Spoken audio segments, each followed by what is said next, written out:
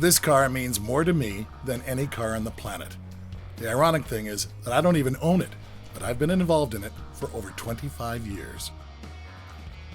Years go by, and we decide we're going to get it out one more time, not for sale, as Crown so aptly puts it, but to celebrate a part of the Canadian International Auto Show that you've been a part of for decades. They were having a Camaro reunion, one of the few car things that vintage car things that you haven't produced for the auto show. And Mr. Pickering, would you be so kind as to loan us your Camaro for the show? And of course, Richard wants to comply, and all that means is that we have to get it out and start going through it. But we wanted to make it right, and we definitely wanted to drive it into the auto show, which we were able to do, but not without some more knuckle grinding and some more swearing. The thing about muscle cars is they always inspire foul language, especially when you're completely refabricating an exhaust system and going through every single component on the car. The engine was good, freshly built by John Rossiter, but it definitely needed some maintenance. And then Brian from Stingray assembled our JL8 package, and with great brakes, you've got to have great period wheels. There's only one place to get those, from PRI and Andy McJanet. It's really the right thing to do. We have so many customers who've regretted the decision of selling a vehicle at some point in its lifespan before they've ever got it to completion. Sometimes it's best just to push it in the back of the garage, raise the family, have the kids, get back to it later in life when you can finish it the right way. Well, with a vintage car of this era, American Racing is really the right choice.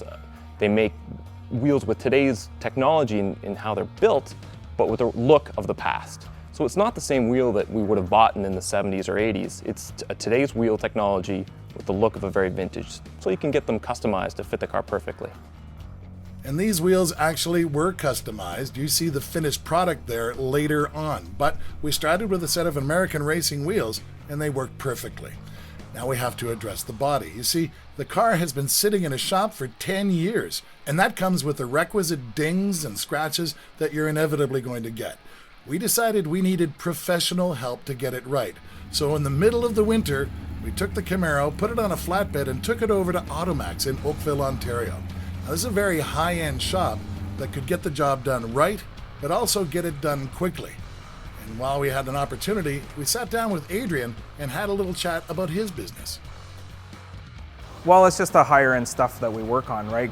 Builds a credential that attracts people that love their cars. As much as we don't like to do restorations or full-blown, reconstructives or paint jobs, we don't mind doing the odd little thing that people appreciate their car and kind of give it that little added touch to make it right, make it look good. So we're going to repair the affected areas, and we're only going to put color in the areas affected. We're going to clear coat the whole panel so you get a nice seamless finish so the panel looks complete. We don't want to have a start and a finish point between old and new. So we'll repair, we'll put color in the affected areas, and we'll clear the whole panel so it looks complete. Well, as every car guy knows, a car is never complete. It's just finished for now. Like they say about the great artists, they never finish a canvas, they just abandon it and go on to the next one. But for all intents and purposes, it was good enough to go to the Canadian International Auto Show.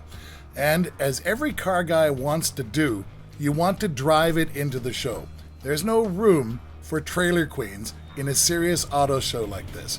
So down the elevator it went, and off we went to a position of some great prominence.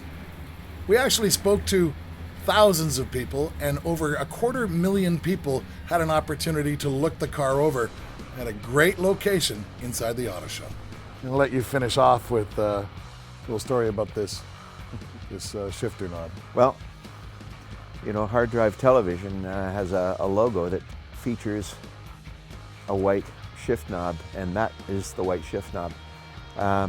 When you and I were in those early days of being car guys together and involved with this thing, and your Shelby and all that, this shift knob actually changed hands, I think as a birthday gift or Christmas gift or something, between us, back and forth 2 or 3 times.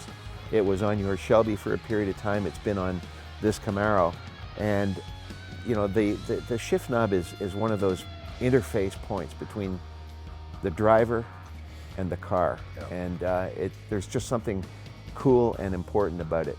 And this one is well, there it is. There it is, 30 odd years, and we're never going to restore it. I can guarantee that.